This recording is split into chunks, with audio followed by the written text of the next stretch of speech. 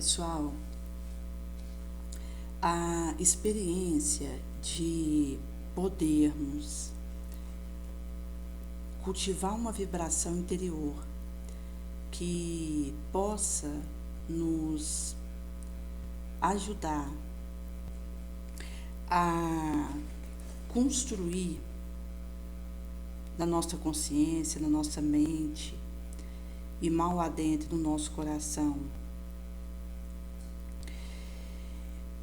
Isso poderá ser tanto um paraíso que nos erguerá ao sublime nível da alegria perfeita, ou a um inferno que nos trará e rebaixará aos mais escuros antros de dor, de sofrimento,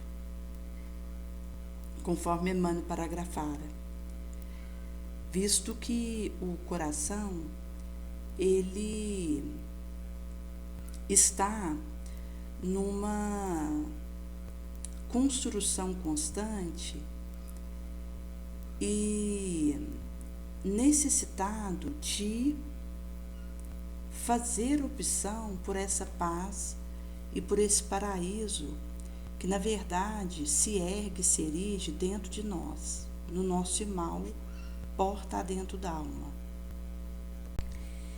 E isso diz de uma construção que nós vamos fazendo tijolo a tijolo. Porque quando nós consideramos, falando de mim como espírito inferior, as minhas más tendências e toda sombra que eu preciso vencer dentro de mim, porta dentro da alma, isso tem a ver com todo um arsenal de iniciativas de moto próprio que vão me permitindo fazer esse aproveitamento bendito consoante a urgência de avançar. Por isso que uma das experiências que vão nos auxiliar sobremaneira nesse esforço bendito é o perdão. Quando nós podemos fazer essa liberação importante do que quer que nos tenha acontecido e desalgemar a nossa ligação a outrem, visto que nós, ao guardarmos rancor, a gente marca um encontro com o outro numa próxima encarnação, porque a gente se prende. Se nós pegarmos, por exemplo, a atitude de Jesus na cruz, quando ele, naquele lance inolvidável, diz: Pai, perdoa-lhes, eles não sabem o que estão fazendo. Jesus, ele se desconectou de tantos quantos estivessem ali naquela situação perversa e alçou para cima daquela contingência. Por isso que Jesus não precisaria mais ali para frente, naturalmente que nós estamos falando de uma envergadura crística e que viera para nos dar o caminho da pedra. Mas, no momento que Jesus dá o perdão ali e rasga aquele amor incondicional para os que estavam ali o supliciando, ele desliga-se daquela situação e não mais precisaria reencontrar numa outra encarnação tantos quantos estivesse ali diante dele, o martirizando. Mas, se considerarmos que Jesus, no momento ali da cruz, poderia ter tido uma atitude que a gente sabe que dele não viria, por ser um espírito crístico, Mas, se considerarmos que a falta de perdão é algo que pode acontecer de nós aqui terráqueos, numa situação semelhante ou mesmo nas dificuldades que nós enfrentamos de relacionamento a todo momento, se Jesus naquele momento, fazendo essa comparação para a gente compreender a nossa condição, não tivesse dado perdão, com ele naturalmente isso não aconteceria, mas como comigo poderia ter acontecido, então, se esse perdão não tivesse sido dado, Jesus marcaria naquele instante ali um encontro, numa nova encarnação, em que ele precisaria ter um encontro com tantos quantos ele houvera ficado sem perdoar, para tentar resolver. Por isso, gente, a questão do perdão é muito sério. Uma moça, certa feita, tinha comentado que ela tem um filho adolescente, em torno de uns 16 anos, e quando ele estava ali, recém-nascido, até uns 2 anos de idade, ela teve um adoecimento psíquico importante, um quadro depressivo grave, e foi uma irmã que acabou cuidando desse filho até os 2 anos para ela, ajudando mesmo de maneira importante nesse primeiros 2 anos de vida dessa criança. Agora eu não me lembro ao certo se é a irmã ou a prima, é alguém ali próximo dela que acabou tomando essa frente para cuidar dessa criança enquanto ela estava impossibilitada psiquicamente. E é curioso porque ela relata que no período que esse filho ficou com essa irmã, ela colocou essa criança contra ela. Isso ela vê dessa forma. E ela desenvolveu uma falta de perdão, um rancor tão violento com essa parenta, que acabou por ser uma situação que ela fala imperiosamente que não perdoa.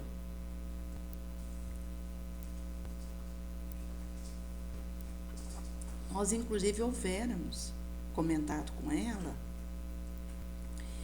que ela, ao perdoar, ela estava liberando primeiramente ela mesma, porque o perdão ele beneficia primeiramente aquele que jorra isso na direção do algoz.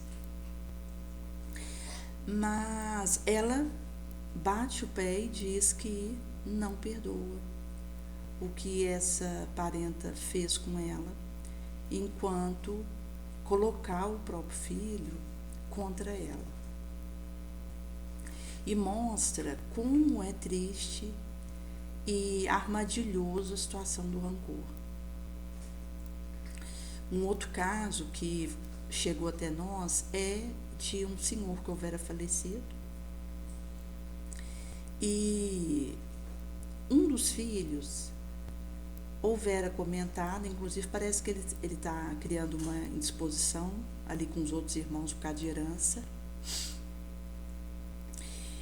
que com o falecimento do genitor está sendo feita a questão de partilha de herança, está havendo desentendimento, briga, porque ele está querendo aí requerer uma parte para ele maior, e ele mesmo disse que ele se despediu desse pai com raiva dele e que não se arrependia disso. Isto é, ele estava com rancor, ressentimento com esse pai, mesmo esse pai estando para desencarnar, ele manteve a conduta de rancor com esse pai, e hoje ele diz que não se arrepende disso, mantém a postura de ressentimento com o pai. Então, assim, gente, essa questão do ressentimento é pior do que a gente imagina, num orbe como a Terra de prova e de expiação. Porque acaba que fica fácil as pessoas se ofenderem por tudo e por nada também. Porque a nossa condição de vulnerabilidade, ela é tão delicada, considerando a nossa situação, que até por nada a gente cria, imagina situações ofensivas e realmente nos ofendemos com aquilo e sustentamos, batemos o pé que fomos ofendidos, enquanto que é fruto de uma imaginação. Isso também acontece muito, porque somos realmente assim como que de vidro, não podemos receber um olhar diferente, uma palavra um pouco diferente, um acontecimento um pouco suspeito, que a gente já toma aquilo para o lado pessoal e já quer uma desforra, uma vindita, nem que seja em prospecto energético. Quando a gente pensa no outro, a gente deseja o mal, a gente briga com o outro em pensamento. Isso é uma tristeza muito grande, porque nós estamos aqui para viver o amar como Jesus nos amou. Consoante vai ser dito no Evangelho segundo o Espiritismo, há uma reflexão que diz acerca dessa elevação que nós somos chamados a fazer o talho dela, e que é realmente uma urgência.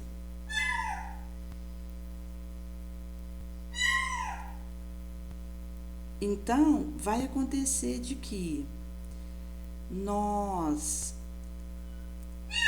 estamos aqui para realmente nos espiritualizar, buscar aquilo que é elevado e desmaterializarmos daquilo que é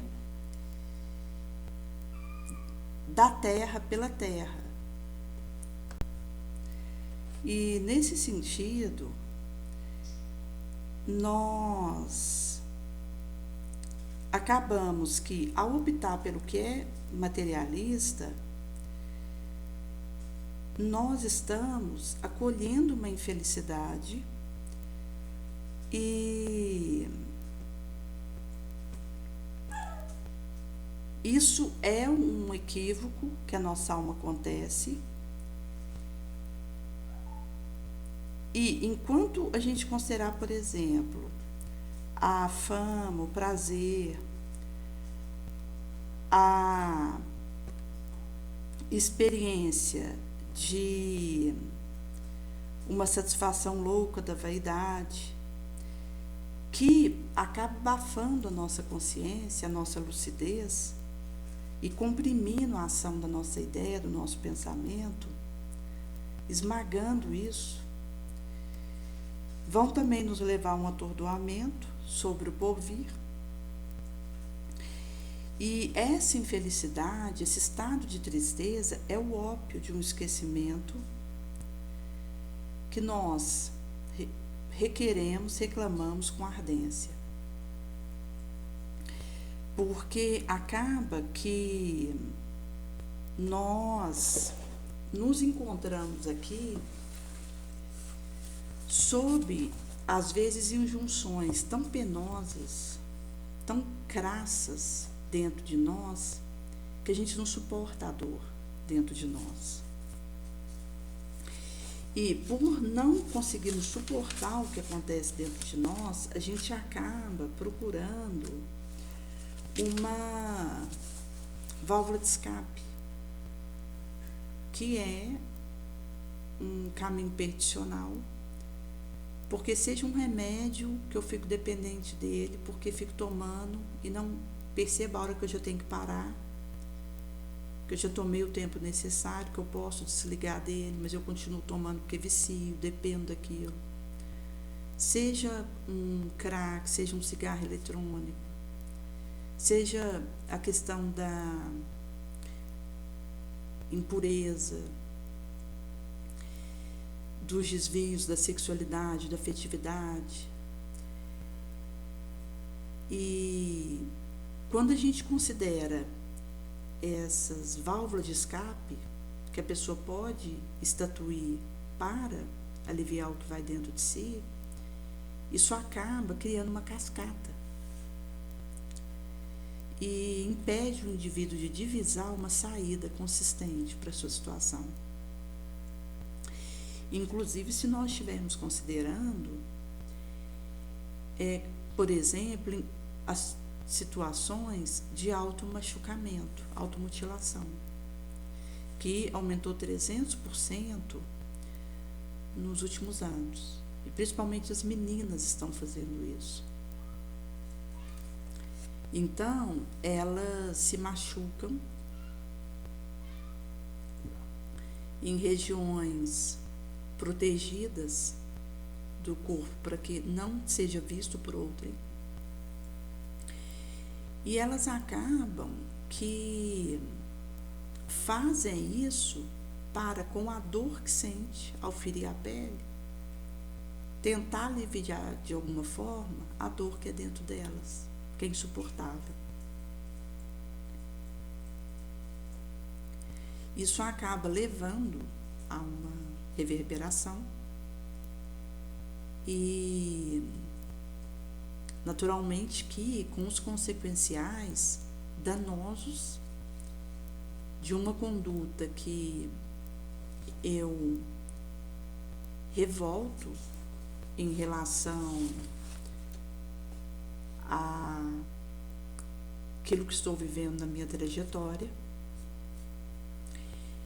e tenho aí uma inaceitação com o que esteja vivendo. Por isso, gente, que essa vagitação e essa atordoamento que essas experiências elas farão acontecer,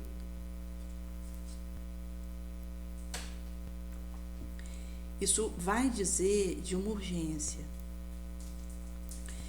para que nós retomemos a nossa lucidez, para nos fortalecermos, porque no momento mais difícil que a gente esteja enfrentando, a nossa vontade nos movimenta rapidamente para elevar e puxar uma saída, sempre com base na caridade genuína, na doação total de nós mesmos, que esquece de si mesmo para melhor servir. E existe um outro trecho aqui que nós havíamos falado, estava no capítulo 5 e no capítulo 10, no recorte da indulgência, vai ter um parágrafo que vai dizer que quando a gente fala da indulgência e dessa benditosa vibração na direção de outrem, ela não se ocupa em momento algum com o mal que alguém tenha feito. Pelo contrário.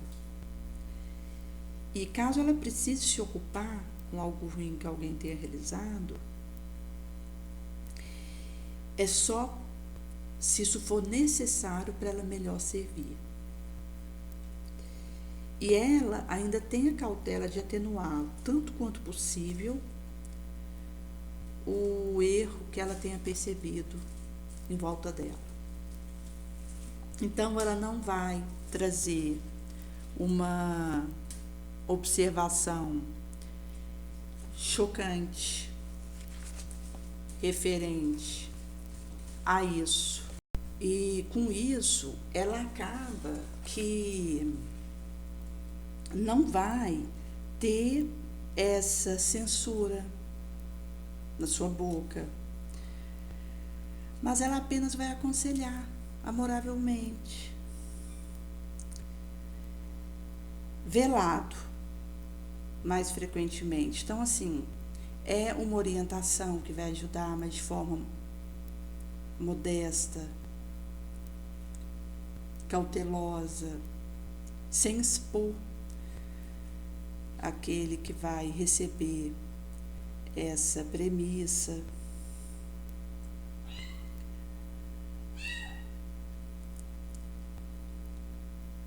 E não vai ver um defeito, uma falha do outro. Agora, se chega a ver, não fica divulgando, nem falando disso, ao contrário, oculta, coloca um véu sobre aquilo, a fim de que não seja conhecido e sabida aquela situação, senão apenas ela mesma. Então a situação morre ali com ela. Agora, se a malevolência, a calúnia, vem a descobrir alguma coisa, ela tem sempre uma desculpa para tranquilizar, abrandar aquela situação, uma plausível escusa, mas séria, sóbria, e não com o ar de atenuar aquele erro, acabar por a fazer ressaltar com uma pérfida maneira. Por isso que é uma iniciativa que traz essa benevolência, essa compaixão, essa indulgência. E por isso que isso realmente vai dizer de a necessidade de seguir e de persistir no intento nobre, mas se parecer que nós estamos fracassando, e às vezes a gente pode ficar um tempo achando que o fracasso ele está acontecendo, e nós vamos precisar realmente procurar segurar essa peteca com mais ênfase.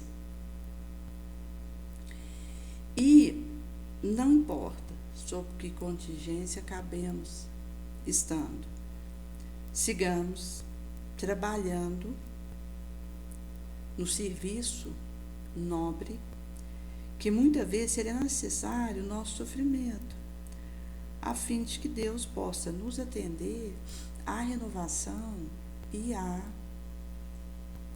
tranquilidade de estarmos avançando com vigor.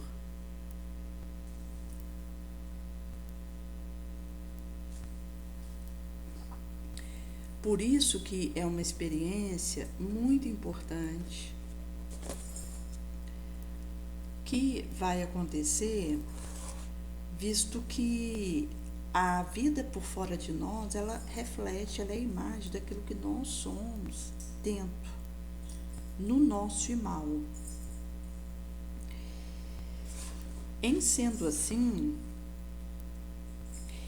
quando a gente fala de alegria e de amor, são os ingredientes indispensáveis, necessários mesmo, para exercitar qualquer atividade penosa. Quando eu tenho essa tranquilidade e essa caridade que cobre a multidão das nossas falhas. Certa feita, quando teve um momento ali do atendimento que o Chico fazia, e era realmente assim muito requisitado os atendimentos com o Chico, ia gente de todo o Brasil, até fora do Brasil, para ter um momento com o Chico, seja para receber uma carta consoladora, para ter a solução de algum enigma que o indivíduo estivesse vivendo. E para aquele dia ali de atendimento, foram distribuídas 30 senhas Até porque isso precisava ter essa distribuição, porque se fosse acontecer o atendimento de tantos quantos procurasse, ele não teria como fazer mais nada. E mesmo assim não ia dar. Então, ele foi orientado por Emmanuel a ter ali uma cota de senhas para o atendimento das reuniões de acolhimento do público. E foram então feitas a distribuição dessas 30 senhas. E tinha que chegar muito cedo, né, de madrugada ali, às vezes até passar a noite mesmo ali naquela fila, para conseguir pegar as 30 senhas, enquanto uma delas para ser atendido. E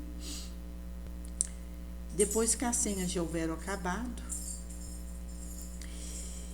e já tinha encerrado a entrega de senha, ali daquela noite de atendimento, chega uma mãe desesperada, porque ela havia perdido os 2 filhos que ela tinha num acidente, parece como automobilístico, e ela estava chorosa e muito aturdida, perturbada com aquela situação, realmente numa situação de estar necessitada de um atendimento com urgência. Então, ela ali, lamentosa, porque não tinha conseguido pegar a senha. A mãe que estava com a senha número 1 e que houvera perdido um filho de 21 anos pelo autoextermínio, ela pensa, poxa, essa mãe está tão desesperada e eu já consegui superar bastante a dor. Ainda sofro muito com a situação da partida do meu filho, ainda mais dessa forma, mas já pude superar. E os filhos dela não tiveram nenhuma chance. O meu filho ainda teve alguma chance. Eu vou entregar essa senha para essa mãe. E num gesto de extrema renúncia, ela entrega essa senha para essa mãe e retorna para o quarto do hotel que ela estava, porque ela era do Ceará, e no dia seguinte ela voltaria para sua cidade de origem, lá no estado do Ceará. Então, no meio da noite, eis que alguém bate na porta dela. Toque, toque, toque, toque. E ela vai atender e o senhor que a houvera procurado diz: o Chico, ele pediu para te chamar. E ela diz: olha, deve ter havido um engano. Eu realmente fui pegar a senha para ser atendida pelo Chico, mas ali, depois que eu já tinha pego a senha número 1, eu acabei passando para uma mãe que chegou lá depois, não tinha conseguido pegar a senha, e voltei para o hotel. Ele disse: olha, eu não sei o que realmente aconteceu, o que eu sei é que o Chico pediu para te chamar.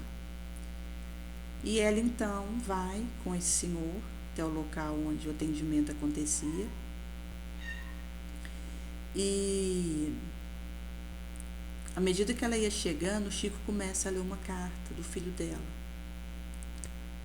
onde ele diz que o gesto de bondade que ela tinha tido de passar a senha dela levou o Emmanuel, o mentor do Chico, a ir até ele na situação de sofrimento e dor que ele estava, e que aquilo foi um alívio para ele, e que ele está então tendo a oportunidade de relatar um pouco sua vivência lá, mas que ele tem esperança que aquela dor que ele estava passando vai melhorar, que agora ele sabe que tem solução, que tem saída para a situação dele. E mostra que a bondade, o amor puro, ele muda o nosso destino a cada momento. Porque não é uma situação prefixada em que são estatuídos passos sobre um determinado divisamento que a gente deva seguir e nós vamos cumprindo aquilo.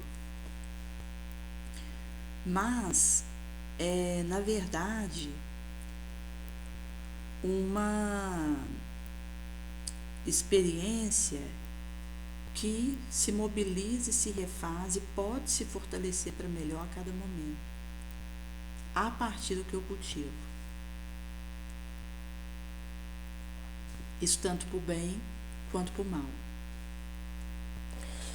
Por isso, gente, que quando nós conseguimos vencer o egoísmo, a dor que nos encontra, ela acaba se tornando tolerável. Porque quando o egoísmo, ele está acontecendo dentro de mim e eu estou dando trela para isso, o sofrimento, quando ele me alcança, ele se torna insuportável para mim.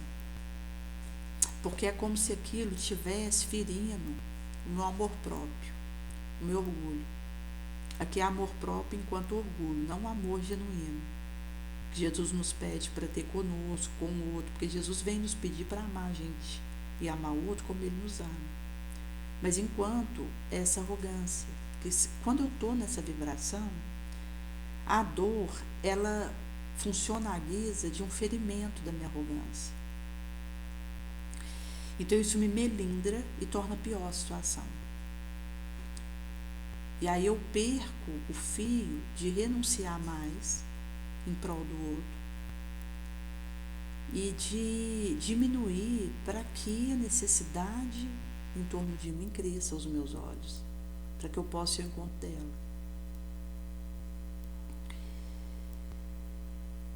E nesse estado de egoísmo, o meu ego ele vai acabar errando racionalizações e tentando fazer, na verdade, um favorecimento para inflar meu ego. Então, ao invés de eu conseguir fazer um movimento de diminuir para enxergar a dor do meu lado e ao encontro de auxiliar, eu vou inflando minha racionalização egóica, em que eu vou ficando cada vez mais monoideizado no meu umbigo. E aí eu perco a instância bendita de amparar, de fazer o bem, que é o único objetivo nosso aqui na Terra. E nós estamos a nossa encarnação mais lúcida. A oportunidade que nós temos nessa velejatura, enquanto quinhão de conhecimento e confiança de Jesus em nós, é muito grande. Nós estamos realmente no cheque especial de tudo que nos é oferecido. E eu até arrepio de pensar, se a gente não der conta de tudo isso que está sendo confiado para nós, e sairmos daqui falidos moralmente. Porque a gente só vai ter dado conta dessa confiança que foi dado para nós, por Jesus, se a gente tiver conseguido transformar todos esses empréstimos em ação concreta no bem, na direção do nosso entorno. Então a responsabilidade ela é muito grande.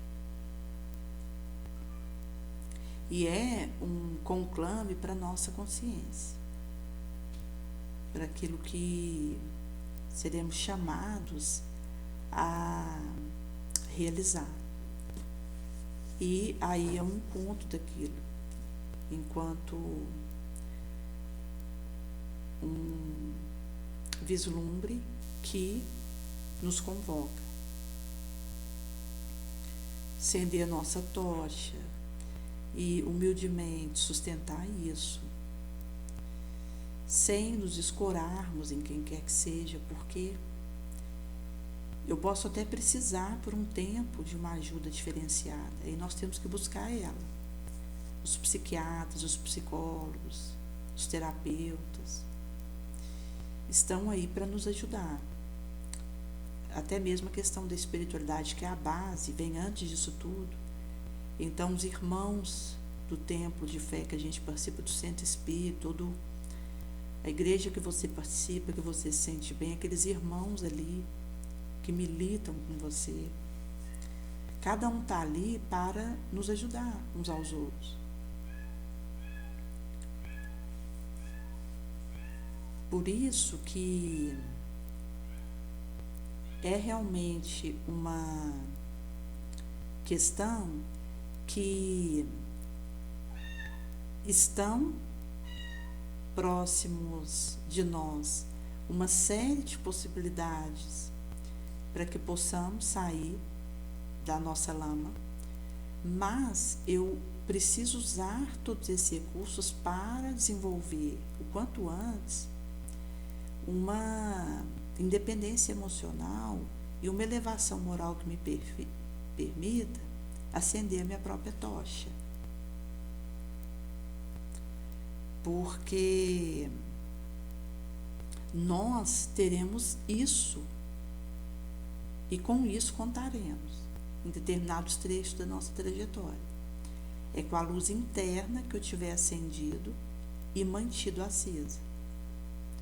Porque acender uma vela é fácil, agora mantê-la acesa implica uma série de cuidados, vigilância, esforços, suores. E nós precisaremos realmente dessa manutenção dessa vela acesa para subirmos a montanha. Por isso que quando existe um titubeamento, um enfraquecimento na luta, um abatimento invencível acaba nos invadindo. E a nossa titubeante vontade nos desampara, a nossa espiritual inércia. Isso terá significado uma impossibilidade, incapacidade nossa de penetrar o espírito da doutrina, onde teremos apenas vagado entre as águas das superficialidades e dos somenores, das aparências. Por isso que, quando a gente fala dessa urgência, desses movimentos, isso também, gente, vai dizer de um chamado que precisará nos encontrar e ter o nosso foco naquela direção.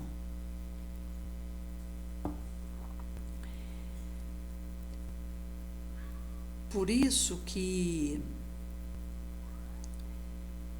se a gente pegar, por exemplo, as edificantes mensagens do além, elas não têm apenas uma ligação com a expressão da emoção,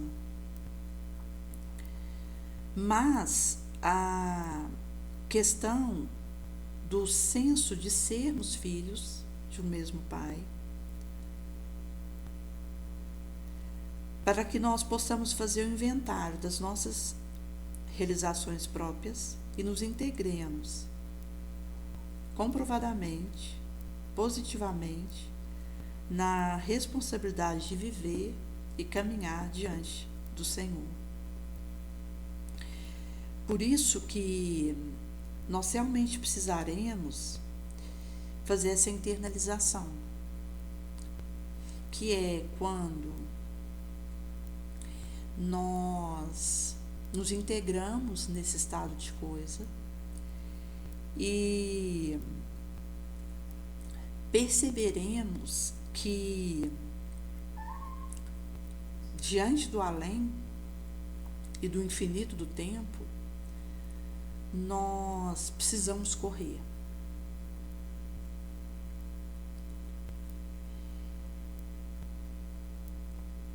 Por isso que quando a gente fala de um sorriso que for, de empatia, de interação benéfica, isso é uma bênção para uma eternidade. Sabemos que o pão para o organismo é uma esmola, pela qual receberá recompensa justa sempre, mas esses fanais do espírito, gente, isso atravessa pórticos e vai conosco, no nosso espírito mesmo, e será realmente essa vivência. Por isso que, se nós acabamos por nos mortificar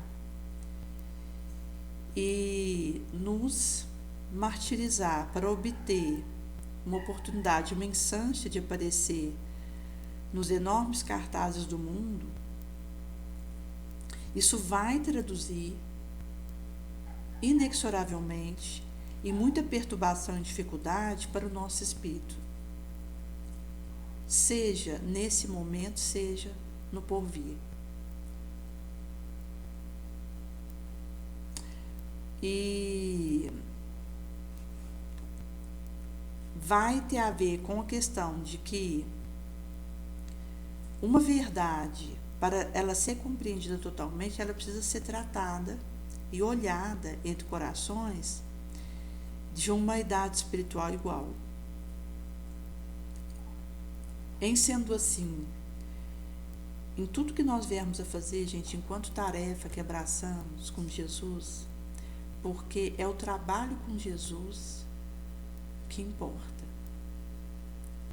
É aquele trabalho em que eu assumo com Jesus e vou buscar, para além da minha força, ser fiel a Ele. Em sendo assim, ao nos lembrarmos de Jesus, passemos adiante com o nosso sincero esforço, suor, sangue. Não nos perturbem nem nos desequilibre a calúnia, a desconfiança, a má-fé. Atentos ao fato de que o Mestre galhardamente houvera vencido todas essas contingências e ascendido sobre isso. Então Jesus mesmo diz: no mundo, eu sei, vocês vão ter aflições. Então, em momento algum, Jesus maquiou essa situação. Ele houvera nos dito com extrema clareza que no mundo nós teríamos dificuldades e aflições. Mas ele mesmo rematou: coragem, intrepidez. Eu venci tudo isso, eu venci o mundo. Por isso que, ao percebermos essa questão de a necessidade de esquecermos os caprichos velhos do nosso eu, porque, caso contrário, nós ficaremos presos a ilusões escuras. E termos cuidado. O Cristo é o nosso guia, o nosso modelo. Não creiamos em salvadores, em ajudadores que não demonstrem em ações, em palavras, em pensamentos, em ideias, a confirmação da salvação de si próprios.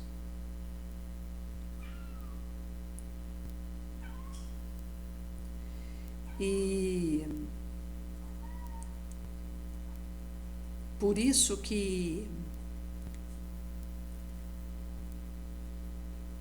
nós beberemos a verdade, colheremos ela, mas não como uma engaiolamento de uma ave florestal. É algo para ser entregue e distribuída mancheia em pipoques, orbe afora. E por essa verdade ser a própria luz, somente aquele coração nutrido e alimentado do amor e tendo o seu cérebro enriquecido, discernimento e sabedoria, poderão refletir a grandeza, a supremacia.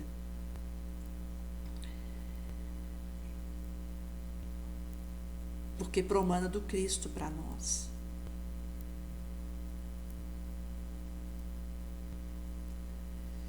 E em sendo assim, vai dizer de que tanto hoje como ontem, considerando os erros até aqui, Jesus prescinde das nossas guerrilhas, de letras de palavras, das nossas tempestades e furacões de opinião, do nosso sectário fanatismo e do nosso exibicionismo e aparecimento nas obras de sedutora casca e enfermiço miolo.